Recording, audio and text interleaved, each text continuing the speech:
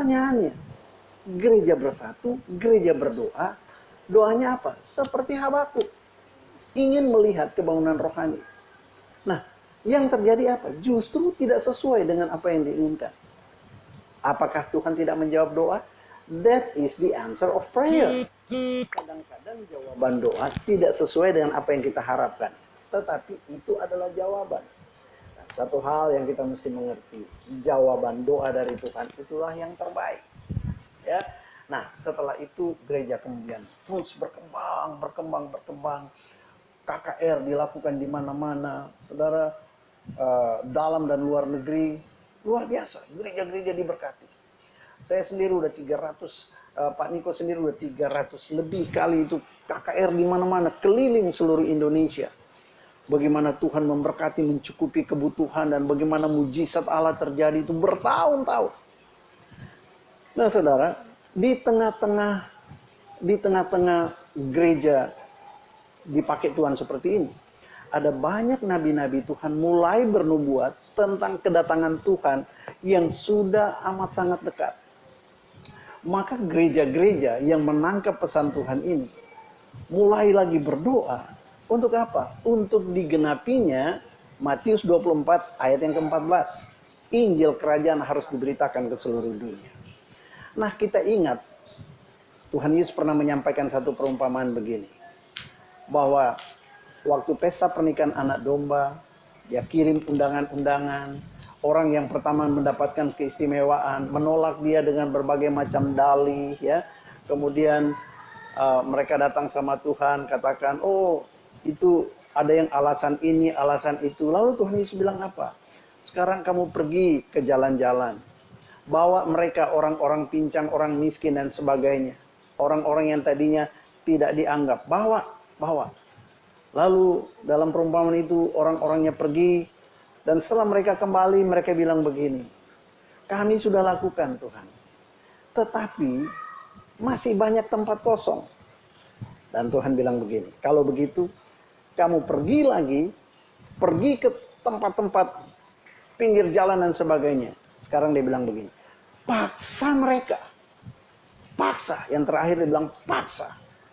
Kenapa? Karena rumahku harus penuh, katanya. Tuhan Yesus sedang berbicara tentang kedatangannya yang kedua kali, dan dia sedang berbicara juga tentang kita harus menuntaskan amanat agung. Kita harus penuhi kerajaan sorga dengan jiwa-jiwa. Amen. Nah, itu. Lalu gereja mulai berdoa.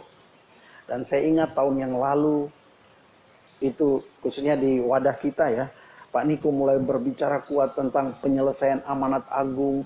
Dia kemudian berbicara tentang bangkitnya generasi Jeremia, ya, yang cinta mati-matian kepada Tuhan Yesus, yang tidak kompromi dan akan menyelesaikan amanat agung. Wah, luar biasa.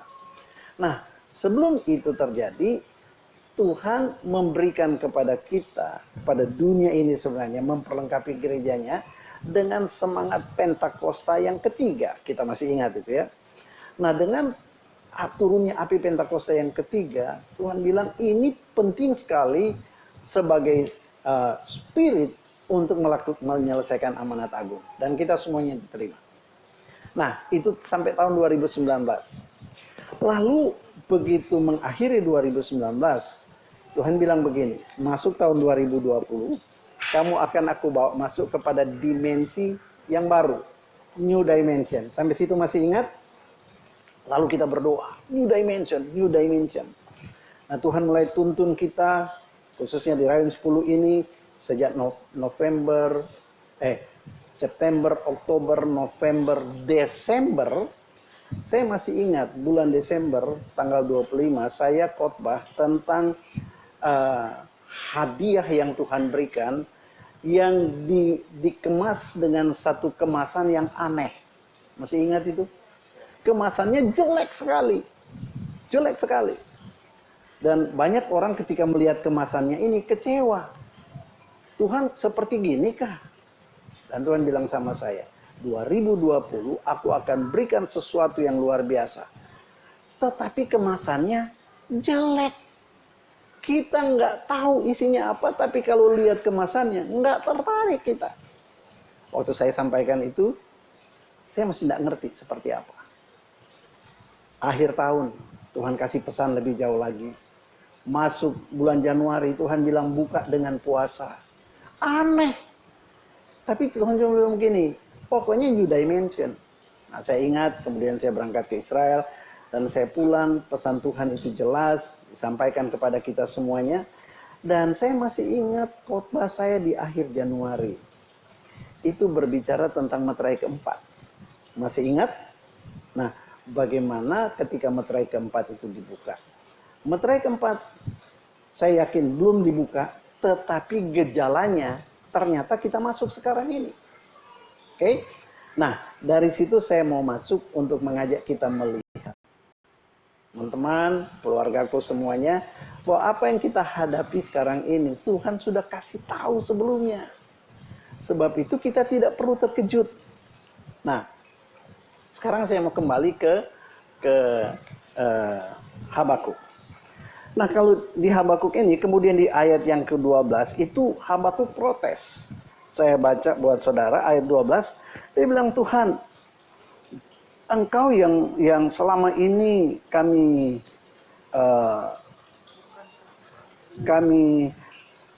kenal, dia katakan di ayat 13, matamu terlalu suci untuk melihat kejahatan.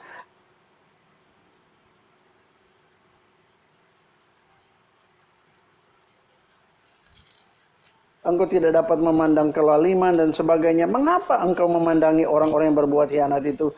Dan selanjutnya. Nah, lalu begini ya saudara. Dia bertanya sama Tuhan. Tuhan,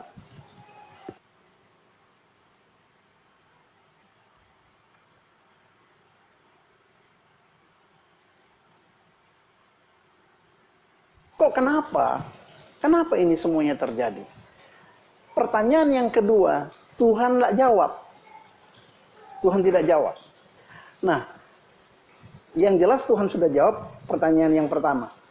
Dia minta kebangunan rohani, negara yang lebih baik, justru yang akan datang orang Kasdim yang menghancurkan. Lalu dia bingung kan, kok seperti begitu? Nggak, aku mau meninjau dan menantikan apa yang akan difirmankannya kepadaku dan apa yang akan dijawab atas pengaduanku. Akhirnya Habakuk itu masuk menara. Dia masuk menara. Dia pengen tahu apa sih, kenapa sih seperti begini. Dia pengen tahu. Nah, saudara yang kasih Tuhan, sekarang saya mau ajak kita melihat ya keadaan kita hari ini. Saya percaya hari-hari ini Tuhan sedang memaksa kita ketika banyak orang yang bingung. Tuhan, new dimension kok kayak gini ya Tuhan? Tuhan bilang masuk menara. Tapi kalau bicara masuk menara, sekarang sudah dibilang apa?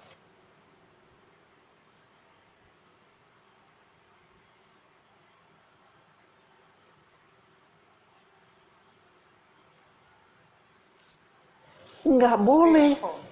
Stay at home. Nah, kalau kita pikir-pikir, bagaimana bisa ya? Tapi ternyata Tuhan mau supaya menara itu bukan cuma satu. Setiap rumah, di rumah Anda sendiri, itu jadi menara. Nah, waktu Habakuk ada di menara, maka Tuhan memberikan kepadanya pemahaman akan apa yang akan terjadi dan apa yang sedang terjadi. Nah, saya percaya hari-hari ini, kalau engkau jadikan rumahmu juga tempat di mana jadi menara, maka saudara, apapun keadaan saudara, seperti apa yang sedang engkau alami, engkau datang kepada Tuhan, maka Tuhan akan memberikan jawaban. Nah, saya kembali ke Habakuk. Saudara yang kasih Tuhan, Habakuk ini ada satu ayat yang luar biasa. Saya baca ayat 3 ya. Mulai ayat yang kedua. Lalu Tuhan menjawab aku. Habakuk 2. Lalu Tuhan menjawab aku. Katanya, tuliskanlah penglihatan itu dan ukirkanlah itu pada loh-loh, supaya orang sambil lalu dapat membacanya. Sebab penglihatan itu masih menanti saatnya. Masih menanti saatnya. Tetapi ia bersegera menuju kepada kesudahan dengan tidak menipu. apabila berlambat-lambat, apabila belum terjadi yang Tuhan sudah janjikan kepada kita, akan jadi kepala dan bukan ekor, akan naik tidak turun, apabila itu berlambat-lambat, dengar baik, nantikanlah itu. Sebab dia tidak pernah berdusta. Katakan amin. Nah, lalu saudara yang kasih Tuhan, itu di ayat yang ayat yang ketiga bagian akhir, sebab itu sungguh-sungguh akan datang dan tidak akan bertangguh. Nah saudara, ayat 4, perhatikan baik-baik. Sesungguhnya orang yang membusungkan dada tidak lurus hatinya, tetapi orang yang benar itu akan hidup oleh percayanya. Haleluya. Nah, sekarang saya